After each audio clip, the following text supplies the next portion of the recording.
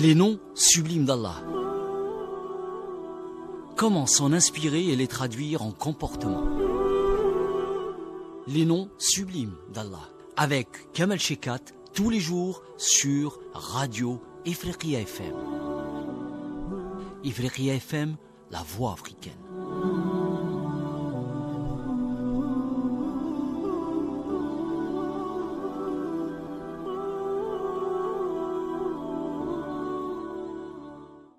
بسم الله والحمد لله والصلاة والسلام على رسول الله وعلى آله وصحبه ومن والاه وبعد أيها الملأ الكريم السلام عليكم ورحمة الله وبركاته.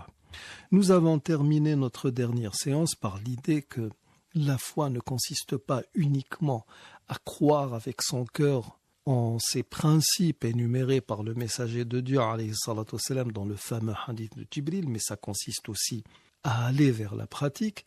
Il faut savoir aussi que c'est par la pratique que les cœurs s'adoucissent et deviennent des réceptacles de la foi. Il s'agit ni plus ni moins d'une gymnastique spirituelle qui se fait par le biais de la prière, du jeûne et de l'évocation de Dieu, et qui a pour but de prédisposer au plus haut degré de la foi. Et les versets à ce sujet ne manquent pas. Dieu dit dans Sourate Al-Ankabut, au verset 45, أتل ما أوحي إليك من الكتاب وأقم الصلاة إن الصلاة تنهى عن الفحشاء والمنكر ولذكر الله أكبر والله يعلم ما تصنعون. Récite ce qui t'est révélé du livre et accomplis la prière. En vérité, la prière préserve de la turpitude et du blâmable. Il dit aussi dans Sourate Ar-Ra'd, الذين آمنوا وتطمئن قلوبهم بذكر الله ألا بذكر الله تطمئن القلوب. Ceux qui ont cru et dont les cœurs se tranquillisent à l'évocation de Dieu, n'est-ce point par l'évocation de Dieu que se tranquillisent les cœurs? Il faut comprendre que le cœur joue un rôle primordial dans le domaine spirituel, car la foi elle-même n'étant pas une chose que l'on puisse soumettre à l'analyse scientifique, ce n'est que par le cœur que l'on peut ressentir et interpréter la foi. Certains musulmans, essentiellement ceux qui se proclament d'un islam pur et dur, font de la religion un ensemble de rituels régis par des textes auxquels il faut obéir à la lettre, ce qui privilégie l'esthétique et néglige le travail du cœur. D'autres, comme certains adeptes du soufisme, tendent beaucoup plus à privilégier le travail du cœur et négliger le respect de la tradition, ce qui plonge chacune des deux parties dans une forme d'extrémisme, alors que ce qui est souhaité pour parfaire la foi, c'est d'alterner entre les deux.